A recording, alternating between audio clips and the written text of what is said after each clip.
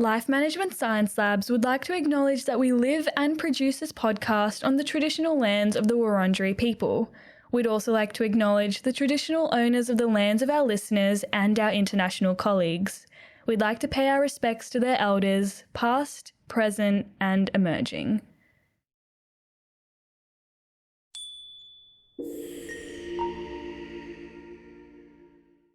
Hello everyone, and welcome to Work in Progress, the Personal Productivity Science Insights podcast produced by LMSL, the Life Management Science Labs. We are champions of life management science, providing structured insights informed by science and inspired by practice on key aspects of conscious living. Each week, we bring you scientific and practical insights on each element with the expert knowledge of professionals in the field. I am your host, Joanna. Let's get started. Hey everyone, welcome back to Work in Progress, our personal productivity podcast. And on today's episode, we are going to be chatting about staying informed and productive, specifically navigating news information consumption on social media. So joining me today is David Titeu. David is an award-winning mental health advocate, social entrepreneur, speaker, and coach, and now he works as a mindset and business coach. Hi, David. How are you today? I'm wonderful. Thank you, Joanna. I'm really grateful to be on the show. Yeah, of course. It's my pleasure to have you here today with us. Before we get started, would you be able to tell us a bit more about yourself and what you do? Gladly. Yeah. So I, over the past few years, have run a company in the mental health space designed to support people through peer-to-peer support. And since transitioning from that role, I've moved into a coaching position to really share a lot of my learnings and experiences with others who were once like I was, who may be feeling stuck in their careers, not knowing how to get ahead in their organization or start a business of their own for a variety of different reasons, which could be a lack of confidence or discipline or productivity, which is what we're talking about today, and just having the right tools and resources to be able to make that leap of faith is what I support them with. Yeah, great. And how have you found working with a lot of different people on this stuff? Yeah, I mean, incredibly stimulating and rewarding. I work with a lot of people of different ages from all walks of life who may have never done anything like starting a business of their own, or perhaps they have and they just need a sounding board or someone to point them in the right direction. And I love it, right? I feel like it's a great opportunity for me to give back and, be the kind of person that, coaches and mentors were for me, who really empowered me and made me feel like I could go out on my own and create something that could make a difference. So yeah, very, very blessed to be able to, be in a position to do the same for others. Yeah, definitely. And do you find that you work with a lot of younger people on this?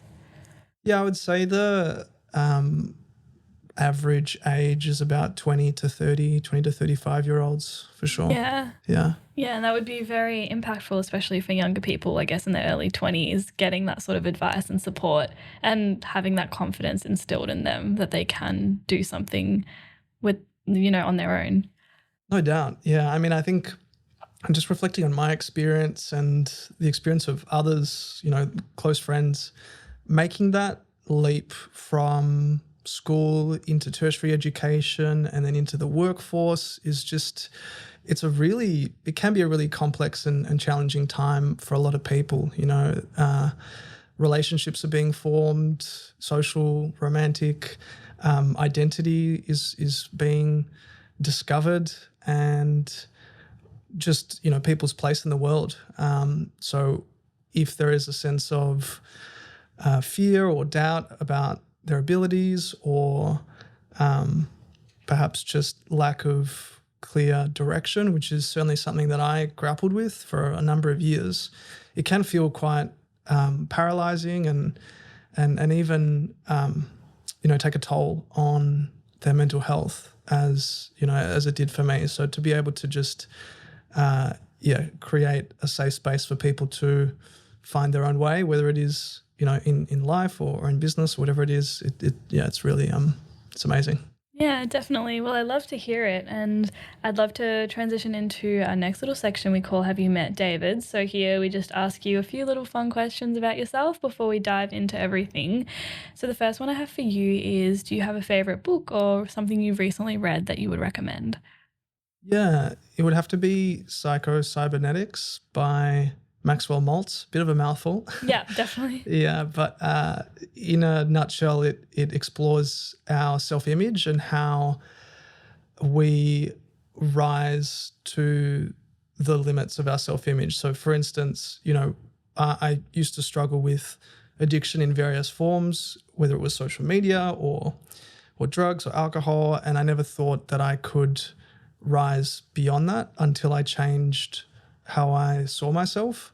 And that change is a change in self-image, which helped me, build my self-worth and be able to go on to do, things that I'd only previously dreamt about. So it's a really cool book. I highly recommend it to everyone because we all have a self-image and it can really drive the way that we show up in life. Yeah, amazing. And do you find that drawn towards more of the non-fictional side of things in terms of books? Yeah, I would say so. I mean, the Yeah. last fiction book I read was probably Harry Potter. Oh, yeah, classic. And then, yeah, I guess since I've navigated this path of, finding my identity and my place in the world, those non-fictional personal development books have really positively impacted my life and shaped me in a meaningful way. Yeah, great. Well, thank you for that. And my next one is movies. Is there anything that you've recently watched that stood out? Um, I mean, there's a clear winner here, and that's Shrek. Oh, yeah. Yeah. Yeah. It's a banger of a movie. I've probably rinsed it at least 5 or 6 times, Yeah. and I don't know. I just I relate to Shrek himself. He's very loyal, very courageous, Aw. and a great role model as well. Yeah. So and it's just it's a great movie for people of all ages. So Yeah. that's definitely at the top of my list. I love that. I mean, Shrek would typically be considered like a kid's movie, but I feel like there's so much meaning to be drawn out of those types of movies and like the classics as well. So, very good choice. Absolutely, yeah. Thank you. Yeah. And podcast is the next one. So, do you listen to podcasts at all? A couple, I'd say. This one is up Yes? there. Ah, Yeah. So lovely. a little plug for our listeners There you go. to check out the rest of Joanna's work on the potty, but also the School of Greatness with Lewis Howes is another great podcast, which I recommend. And Lewis has his own powerful story of going from football player to life-changing injury to then rebuilding himself and interviewing some of the world's most impressive and accomplished people, and it's a really inspiring podcast for sure. Yeah, awesome. Well, thank you for those recommendations and the plug as well. Of course. Much appreciated. My last question for you here is, do you have a famous role model? Or sometimes I like to veer away from famous, so I would say like anyone in your life that's inspirational. Yeah, that's a good one. There are a couple. I'd say Aubrey Marcus is up there. He founded Onnit, which is a supplement company, and he's just a really heart-centered leader, and leads with vulnerability, which I really admire and respect. So he's up there. And then one of my good friends, Emily Unity, she is another mental health advocate, and her story and the way she articulates it is really courageous and inspiring. And yeah, I'm grateful to know her. She's definitely one of my role models as well. Yeah, great. I feel like it's great to have a balance of people in your own life and also people who might be famous that you could look up to as well. For sure. Yeah. Great. Well, thank you so much for sharing those ones with me. I think we can jump into the nitty gritty of everything today. So, my first question for you is, how would you define the importance of staying informed in today's fast paced world? Yeah, look, I think it is important to stay informed, although it depends what we give meaning to, I would say, because there is an overload of information that is spread online, sometimes misinformation as well. And so I think analyzing the right source is important to be able to stay informed, but also acknowledging how much meaning we give certain stories, because you can get out your phone and go on Instagram now, and there'll be all kinds of potentially devastating news from all around the world, which can create a lot of inner stress and anxiety.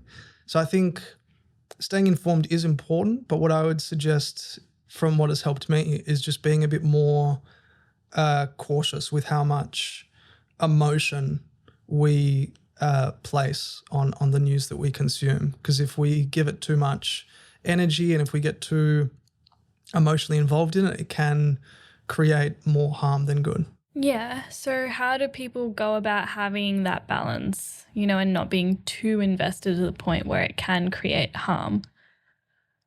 Yeah, I mean, I think developing self-awareness is important to understand ourselves better and appreciate, when certain news cycles change our energy in a negative way, and also just identifying with unconventional news sources. So not the common media outlets that rule the world, but potentially positive, empowering, affirmative, smaller news or personal blog sources that can be found on social media, which actually can support more of a balance between staying informed, but also making sure that you're practicing self-care in the same way. Yeah, and obviously staying informed about like current trends and sort of events is crucial, but how can it also be, personally and professionally important? For sure. So if we take personally first off, uh, the way that we consume information online can affect our mood, our temperament, our how we relate to others as well. So I think staying informed and consuming information that supports our growth is really important, and that can look different for different people, right? So if someone works as an if someone is an athlete, they may want to consume news and information related to how they can improve their performance on and off the field. Whereas, and that's, I guess, speaking professionally. And then personally, it's important to then reflect on what information can help us be better humans ultimately. And there are lots of great different sources of news that elevate positive, empowering stories. And for instance, Seven News backs the Young Achiever Awards, which elevate young change makers and trailblazers that are shaping the world in a positive way. And that's a really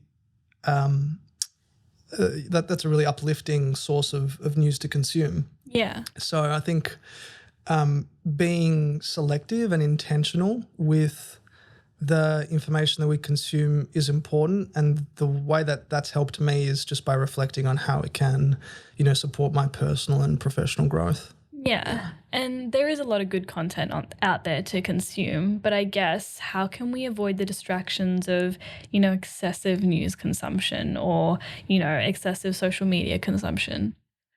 Yeah, that's such a good question. And I think that in many ways is an addictive behavior by getting, swept up in news cycles and spending more time than we perhaps should be for our own well-being on social media. It's, in many ways, it is a form of addiction. And what has helped me is developing metacognition, which is basically our mind's ability to control itself. So what that looks like in practice for me is if I'm scrolling and I can see something that's very, engaging, stimulating, maybe it's really funny, maybe it's really serious, and I can see it drawing me in, and I can feel myself getting sucked into it.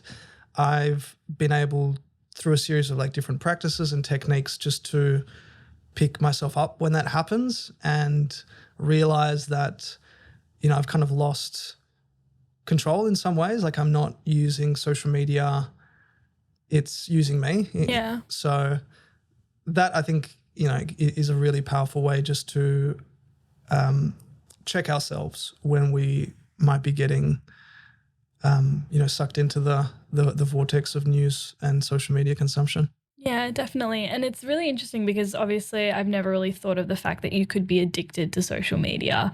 And it's interesting how people can be addicted to going on social media and scrolling and wanting to see all this information that could be harmful.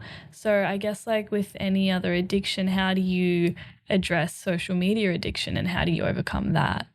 Yeah, that's such a good one. I think, for a lot of the clients that I work with, this is a challenge that they face. And I think a good starting point is to just look at, your screen time, because that doesn't lie, and it, tells the truth around how you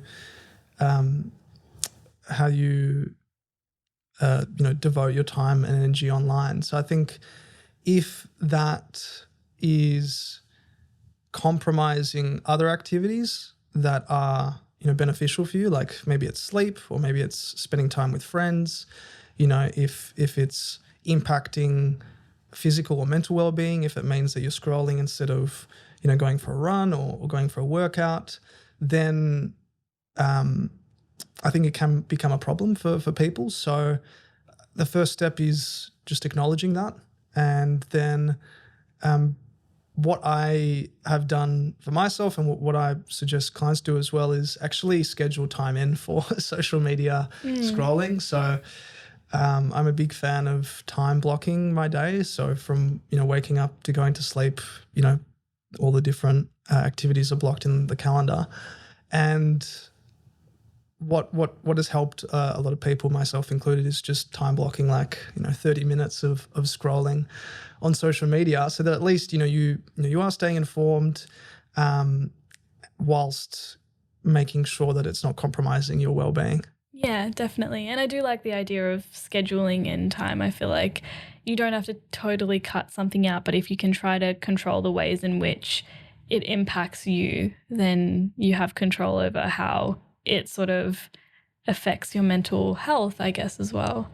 Absolutely. Yeah, it's, as you said, Joanna, I think it's more mindful that way as well, as opposed to, mindless and Yeah. letting time pass by and not realizing that it's been, 2-3 hours. Whereas if you, are very intentional with the time that you spend on social media, and you keep yourself to account, then, it's more mindful, and it doesn't happen overnight. Like it's effectively building self-discipline, which can take, weeks and months of sustained effort to schedule it in and then stick to it. Yeah, definitely. And what do you think are some of the other common challenges people encounter when they're trying to navigate news and information online? I think a lot of the challenges that people may encounter, and it somewhat goes back to what I touched on before, is getting too emotionally involved in a news story or a news cycle to the point where it can actually, negatively impact their life. And I think, for instance, I closely monitor and check to see how, our nation, how the world is going in terms of mental health and its improvement. And for something like that, it can feel quite devastating and gloomy and discouraging. And it used to really impact me in a negative way. So I think what has helped me is just acknowledging that, that's an issue that's unfolding, and that, I'm doing my bit in a way, whether it is, holding space for friends or family or coaching, whatever it is, and then not letting it, dictate the way that I live my life. And so the same can be said for wars that are happening around the world, for climate change. There's a lot of issues that are shared through media and through news, which can be quite discouraging. And I think, if there's anything that I've learned, it's just acknowledging that, it is what it is, and just doing your bit without letting it consume you emotionally. Yeah, and I guess you obviously would follow accounts where you can gain different, sources of news and like learn about what's happening in the world, but you also would follow personal accounts, so different people. So how do you navigate what accounts are healthy for you and what accounts you shouldn't be following, I guess? It's an awesome question, Joanna. Yeah. Yeah, I think, and this is really timely because I've recently done a bit of a purge on my social media in terms of accounts that I felt were no longer serving me. And what has helped me make decisions like that is just acknowledging how I feel after consuming it. Like, do I feel drained? Or has it boosted my energy in some way, shape, or form? So if a certain account is sharing information which makes me feel down or discouraged or sad in some ways, like I try and either be more selective with how much time I spend on social media or unfollow them to be able to just look after my well-being. Yeah, definitely. And I feel like it's hard to, have that sort of self-control and be like, okay, I'm going to get rid of all of these accounts because, like we said, social media can be addictive and you can get used to the way your account is and just think that's how it always is. Yeah, for sure. And, that was me for many years. I kind of just took it all for granted and, just continue following more and more accounts. And it became too much for me. And it was difficult to actually sift through the different sources of information and identify what's right and what's not. And so I think if I can identify a person or a professional account that shares meaningful news stories from a place of evidence and credibility, then I'll try and stick to them and perhaps not overload it with too many different sources, because then it can be quite conflicting and, I don't feel like I'm well informed that way. Yeah, definitely. And moving on, I guess I'd love to talk more about like your coaching and stuff. So in coaching, how does social media impact mental discipline and focus?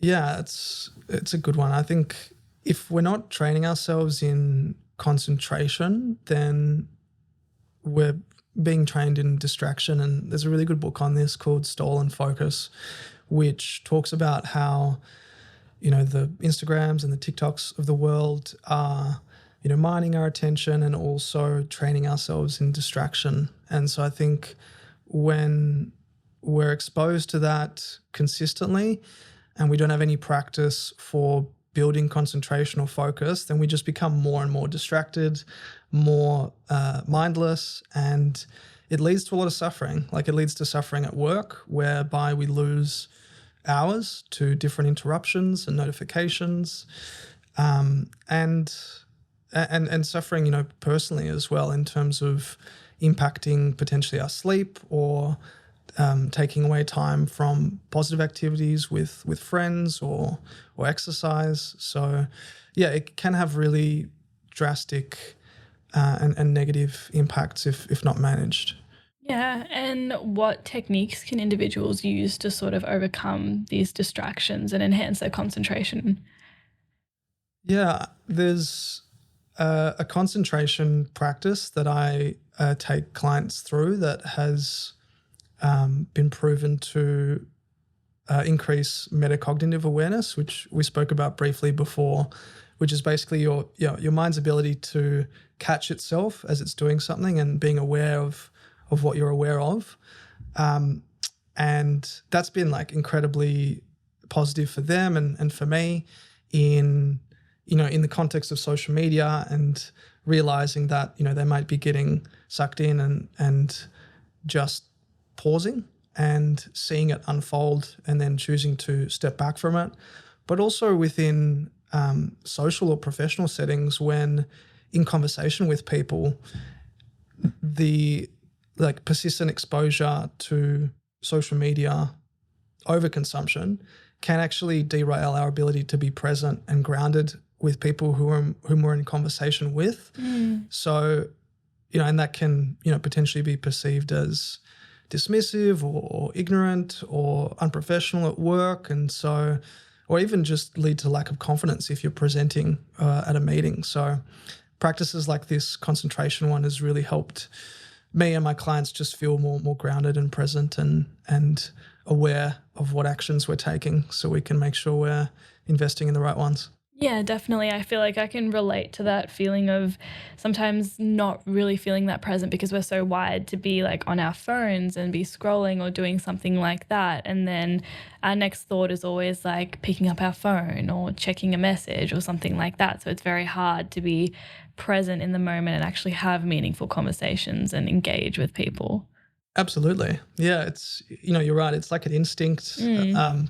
I feel like our phone is like an extension of our anatomy these days, and it is like a bit of a mindless instinct for a lot of people. It was for me, where we just naturally reach for our phones, and it can be quite damaging, especially if you're in a social context. If you're out for dinner with friends and you're picking up your phone and checking messages, like you've just signaled to everyone that your phone is more important to you than your friends, which isn't great.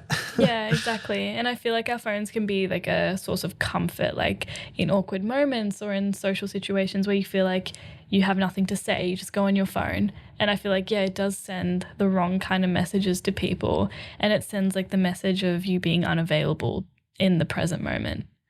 Absolutely. Yeah. Unavailable is a really good way to put it, Joanna. And I think if we're not staying on top of that as well, it can actually be it can actually replace social interactions altogether, which is, can be quite scary, because more and more people are connected online than they have been, especially with COVID. Accelerating, I think, the engagement online, and as a result leading to higher rates of social isolation and loneliness. And I think for a lot of people, they may get the sense that they are connected to their friends online and following what they're up to on Instagram and sending messages on Messenger and whatever it is, without, and so potentially unconsciously realizing that that's then replaced like a meaningful face-to-face interaction too.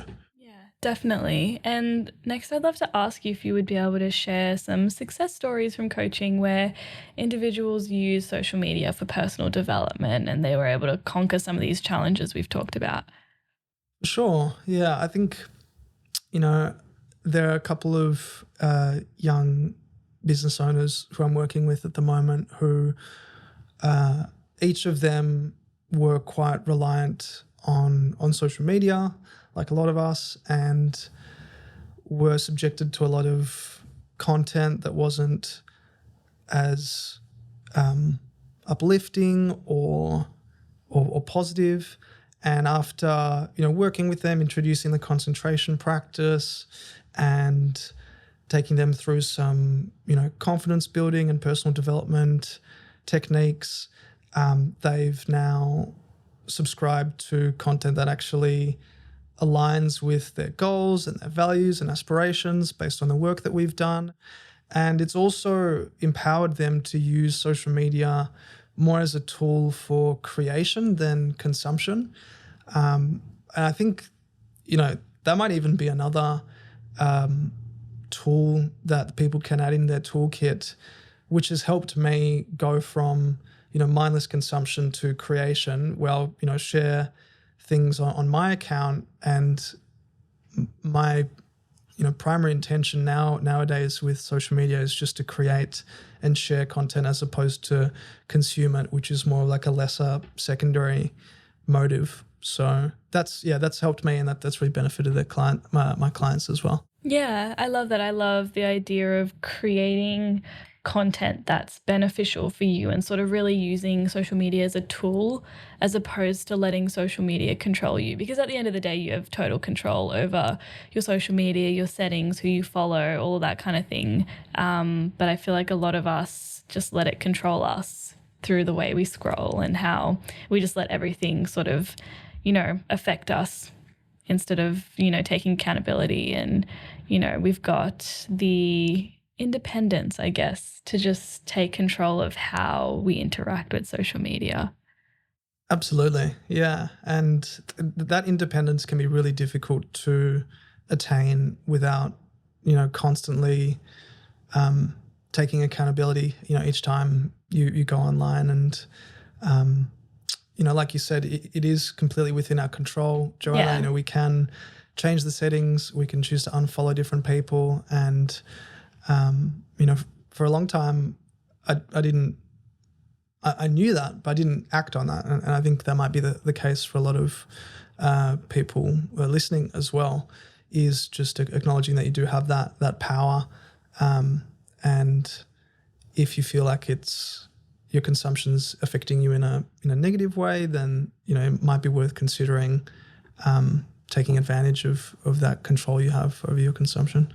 Yeah, definitely. And before we were saying mindful over mindless. So, how does mindfulness and self discipline factor into coaching for a positive social media relationship? Yeah. If we take mindfulness, firstly, there are just an abundance of practices now that meditation has been introduced to the West, and it's becoming more mainstream. And I think mindfulness is a great outcome of meditation. It depends what intention you want to set when you do practice mindfulness, whether it is to feel more relaxed or focused or present. But regardless of what practice you take up, it can give you control over your mind back. And not only when it comes to social media consumption, but also the thoughts that you have on a day-to-day basis. And they may well be,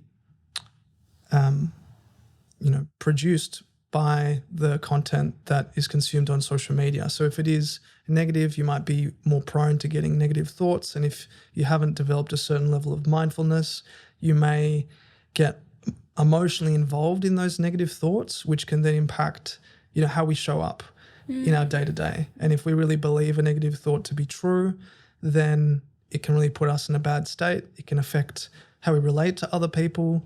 It can affect our energy throughout the day. So practicing mindfulness is absolutely important to develop that metacognition, I think, and just having a sense of control over your mind. And self-discipline, like any muscle, needs to be trained consistently over a long period of time. I define it as giving yourself a command and following it.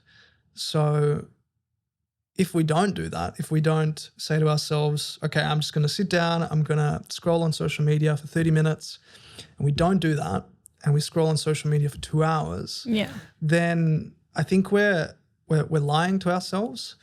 And I have like a little analogy of ourselves as being our own best friend. And if we, said to our best friend, hey, we're going to scroll on social media for 30 minutes, and then, they don't do that, or we're going to go to the gym for 30 minutes and then they don't rock up, then, it kind of breeds a lack of trust. It's like we're letting ourselves down time and time again. So starting with small, simple things that you can do to build that sense of self-discipline and honoring yourself and honoring the promises that you make yourself can really strengthen it. And then when you're on social media, you're aware of what you're doing and you're disciplined enough to go off the app when you say you will. Yeah, I think that's a great analogy, and I feel like it's very useful. It's kind of like when, a friend's asking for advice and you're like, what would you tell me if I was asking you that question, kind of thing, and I guess the best friend thing sort of relates to that as well, because it's very hard to take accountability for your own actions and be like, that's wrong, I shouldn't do it. But when someone else is sort of telling you that, or if someone else is sort of doing that, then I feel like it's easier to be like, no, you shouldn't do that. But applying it to yourself is harder.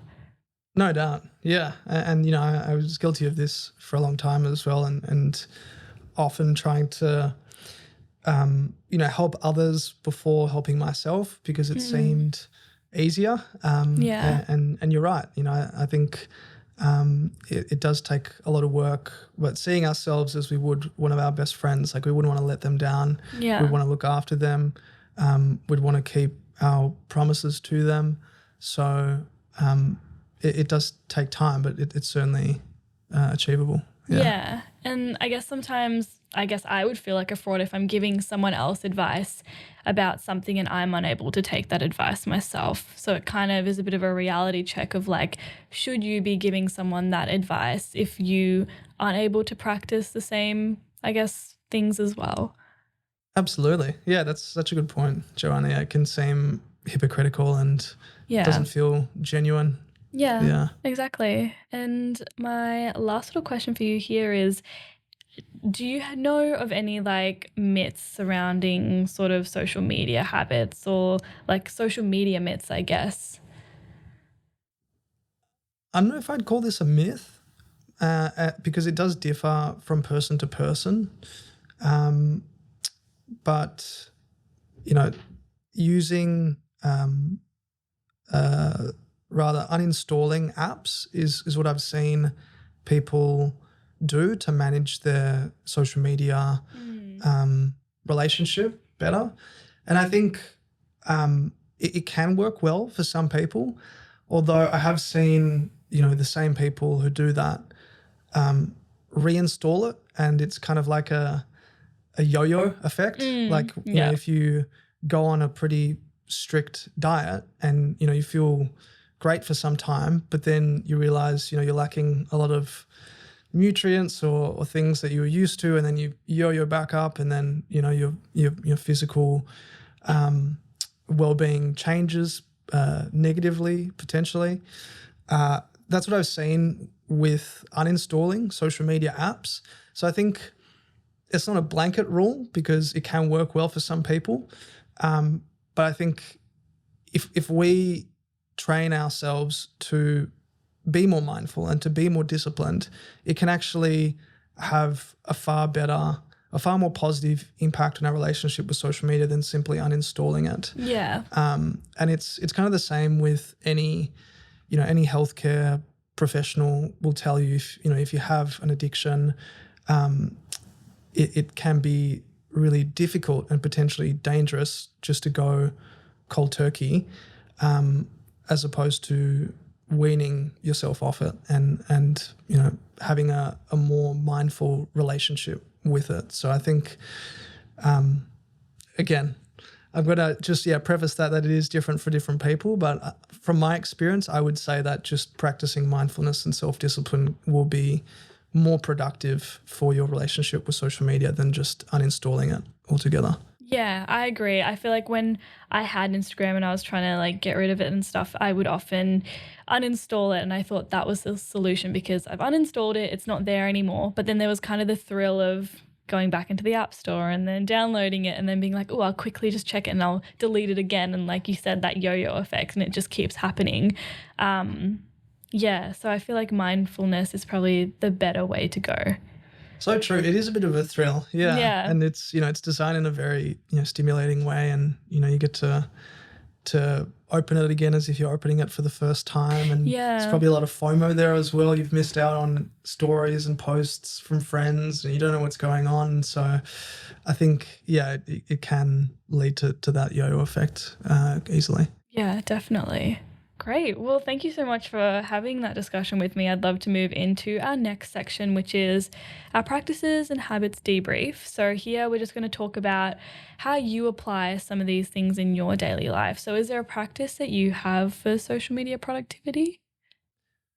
So, the first one that we've touched on is a concentration practice, which is like a high intensity practice. It's not like a relaxation meditation, although it is a style of meditation. We probably don't have the the time to go through it here, but if anyone is interested, they're welcome to get in touch with me to find out more about it. So that is a really helpful practice that I do daily.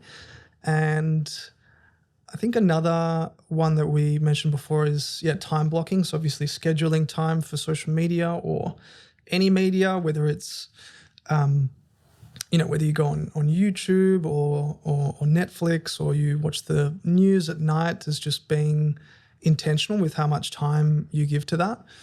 And lastly, I ask a question when it comes to habit setting that can feel potentially uncomfortable for some people, but it's really helped me appreciate the consequences of practicing a bad habit for too long.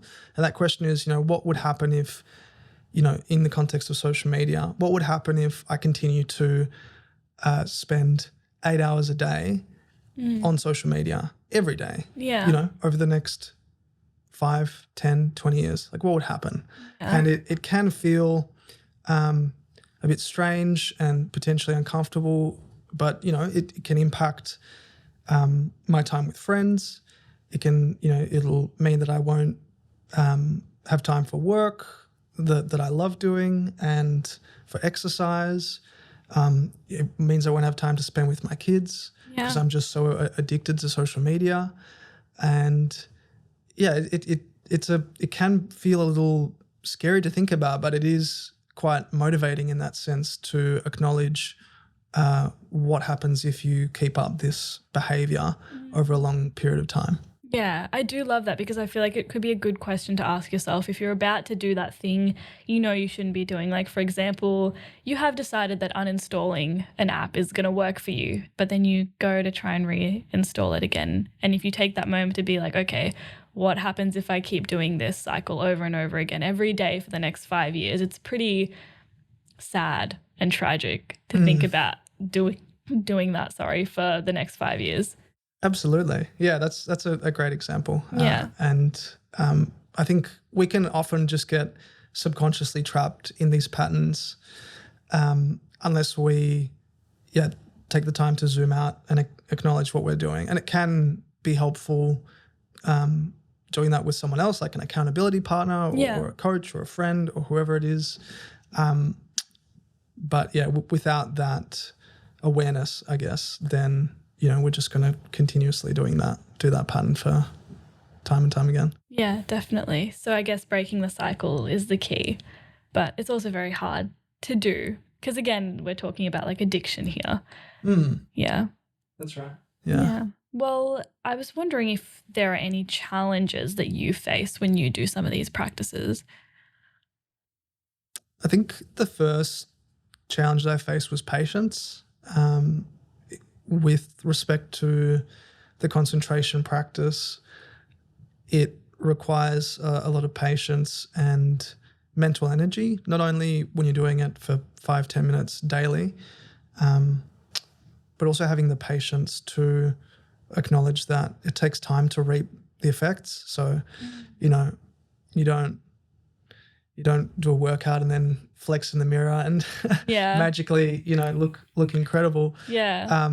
It takes time, right? And so like training any other muscle, it requires a lot of patience to be able to train your metacognitive awareness and strengthen it to the point where you are now, in control of your mind again. So patience is definitely a big one, and discipline, like we touched on before. It's really tough to master, and I think a lot of people and a lot of clients I work with tend to set themselves a very big task to try and achieve or accomplish. And when they fall short, they might beat themselves up, which can really destroy discipline and also, self-worth, how we feel about ourselves.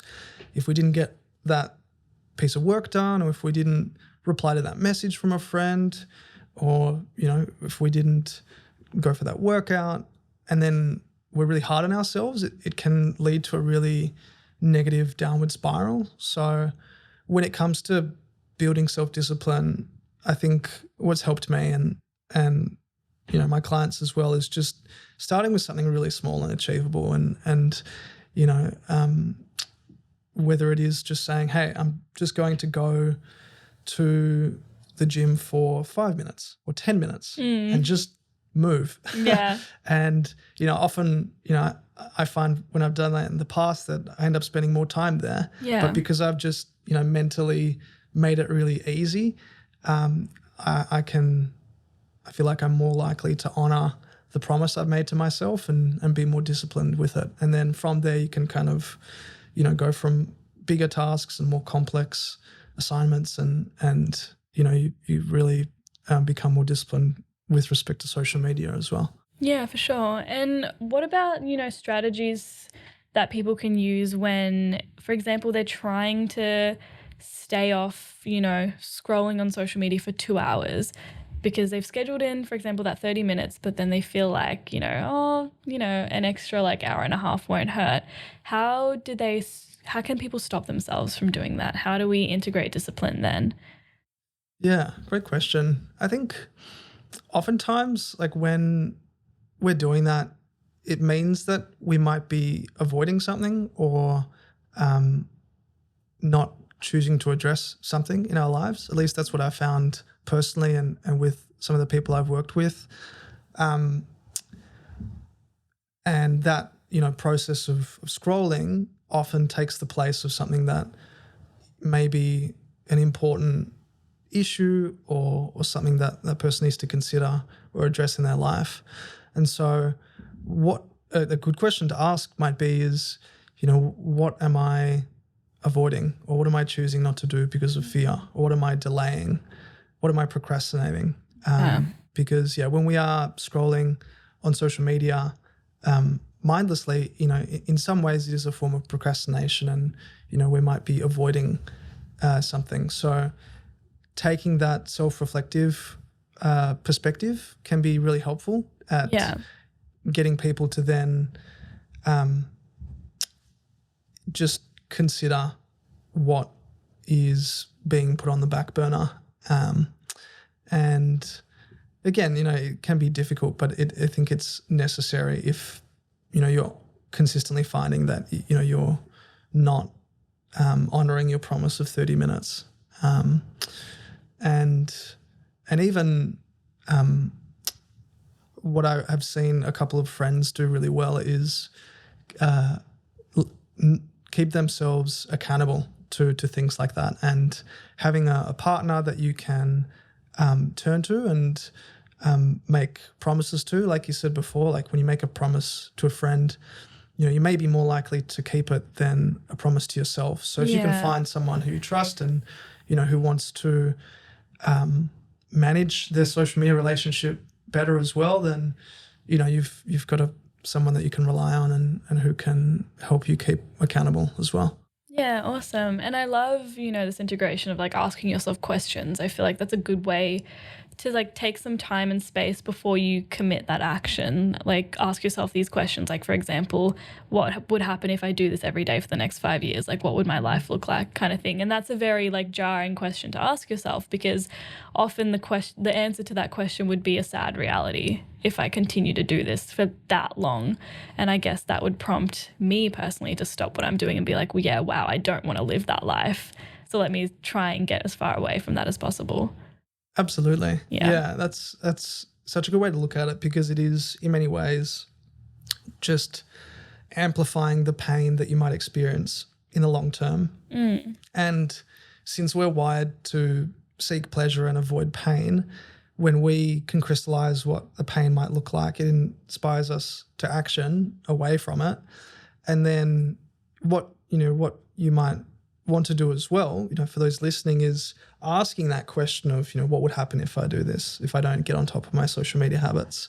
And then also coupling that with a goal or a vision or an aspiration that you have, so that not only are you, trying to run away and, move into action away from a pain that you might experience, but also, a pleasurable reward that you can strive for as well, which could be anything. Like it could be an outing with friends, or finishing life admin. That can often be a form of self-care. So when you have those two things, it can be really motivating you and get you to manage that relationship with social media a bit more effectively. Yeah, 100%. And also the fact that, we talked about patience before. And I also know that creating habits takes a while. I think it's like 60 or 90 days. It's like 90 days to form a habit. And that's a lot of days to not be doing something that you would typically be doing in order to form a better habit. But if you think about it, if you do it for those number of days, you actually form a new positive habit, and that lasts your lifetime. Absolutely. Yeah. And I think it can feel daunting as well, thinking about it like, 3 months, 4 months, 5 months, I've got to do this for until it becomes natural, until it becomes integrated into my lifestyle. Yeah. And I think what has helped, the clients that I work with, is just starting with what your ideal day would look like, from waking up to going to bed. What would you want to be doing? What would that look like? Maybe you want to exercise. Maybe you want to, see a friend. Maybe you have an important project that you want to make time for. Maybe there's time for some journaling or self-reflective practice or gratitude or whatever it is towards the evening, and getting your meals in and making sure that that's crystal clear. Then once they've clearly visualize what that day looks like, is then just trying to hit it day after day, and not being worried about the end point of me having built this amazing new habit, but just, falling in love with and getting engaged in the daily practice of just trying to, make sure I nail all my habits this day. And then it's a non-linear journey, like everything. You can often go 2 steps forward, 1 step back. Yeah. Life events happen, can kind of knock us sideways. Maybe we fall off the wagon with social media, and that's okay. And I think just being kind to ourselves in the process and being patient, like you said before, Joanna, is really important, because then we're not negatively impacting ourselves as we build that habit. We're actually honoring ourselves, we're being kind, and we're acknowledging that it takes time, and we're just focusing on one day at a time as well. So it kind of, by the time you get to 3 months, you may not even realize that it's been 3 months, because you've just been so focused on getting each day right. Yeah, exactly. And I feel like if you're daunted by the fact that it's going to take 3 months, don't think about it as being 3 months. Like you said, focus on making each day right. And I feel like before you know it, time will have passed as well. Absolutely. Yeah. Great. Well, thank you so much for sharing that with us. This now brings us to our last section for today, which is our open mic. So I'm going to hand it over to you to talk about anything that you would like to. Yeah. Thank you, Joanna. So what we've been exploring around social media, I think, ties really well into an issue that everyone deals with daily. And that's the stories or the narratives that we tell ourselves. And so the association to social media might be a piece of content that we consume. Maybe it is gloomy or saddening or miserable. And, if we get emotionally involved in that, then that starts to, affect our thoughts. And, I'm of the belief that our thoughts affect our feelings and our feelings affect our behavior, which then in turn affects the results that we have in life, with friends, with family, with work, with finances, with everything. So what I think is an important thing for everyone listening just to reflect on and to consider is, how is your social media consumption affecting the thoughts that you have daily? And if you're letting them, if you believe certain thoughts, like, for instance, you've seen someone online that perhaps is smarter, more successful, more better looking than you. And then you get the thought that I'm not good enough. And then that leads to a feeling of, smallness, insignificance, perhaps even self-loathing or sadness. That then, influences our behavior, and we walk around life and we relate to people from this place of feeling insecure about ourselves and about how we look or how we feel or the achievements that we have in life. Yeah. And then that in turn leads to more undesirable results, because we can't really do our best work when we're feeling insecure, when we're feeling down about ourselves. So I wanted to touch on this just because, the social media that we consume has a really powerful impact on the thoughts that we have. And through the practice that we've talked about, Joanna, the mindfulness, the self-discipline, we can be more aware of our thoughts just as, clouds passing in the sky, and we're not going to get wrapped up in a post of someone, seemingly doing better than we are. We're not going to let that, negatively impact us and continue making us feel bad about ourselves. Yeah, exactly. And I feel like it's obviously easier said than done, because a lot of the time we take things personally. We take our own thoughts personally. We take like the posts that we see online personally. For example, you see someone who's better looking than you, doing better than you, simply based on a photo that they've posted. It can be really hard not to see that as reality and take that personally. And it can also be hard to, have these thoughts come through your head and just let them pass, as opposed to, stopping at each one of them and thinking about them and ruminating and spiraling, I guess. So true. So true. It is so hard. Yeah. And I really used to suffer from this. I would constantly compare myself to other people online, and it just felt awful. I never felt good about myself. And I think what's helped me overcome that is just acknowledging that, like you said, it's just a photo, it's just a post. We have no idea what people are going through, emotionally, socially, in their family. Yeah. That's what we really should be concerned about, like how people are feeling day in, day out. Because, behind the apparent, success or, amazing trip to Europe that we've just seen being posted, there could be so much more that's going on behind the scenes. Yeah. And so, taking that as an opportunity to be curious and to check in with people has been helpful for me. And then I don't get lost, in those spirals of social comparison. Of course, I still have those thoughts, but I acknowledge that, that's not true. right? And it doesn't serve me, more importantly, as well.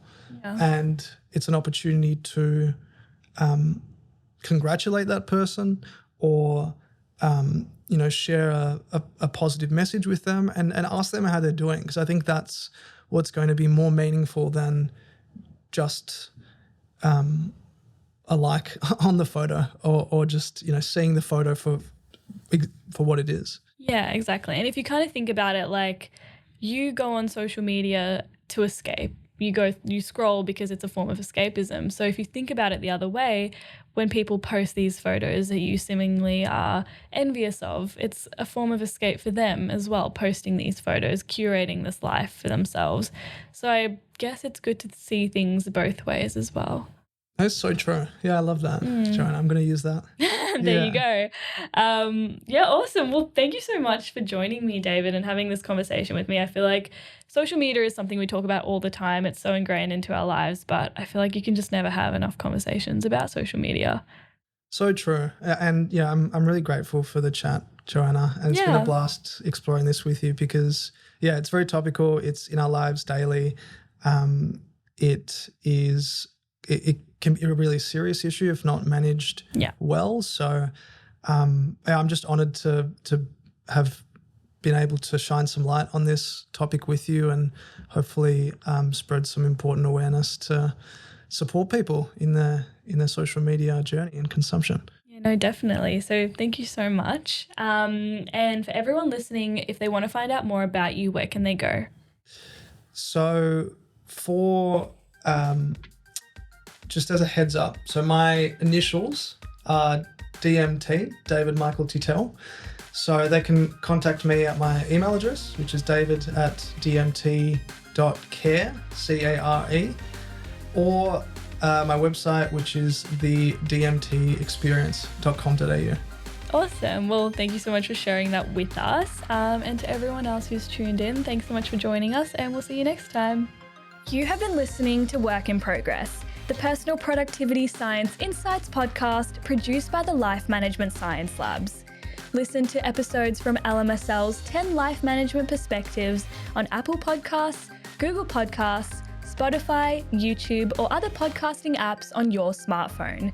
If you enjoyed this episode, please consider rating our show, sharing it, and subscribing to our channel as it helps other people find it and us grow to bring you more quality resources. More of our work can be found on our website pp.lmsl.net, where you can join our movement. I'm Joanna. Thanks for tuning in.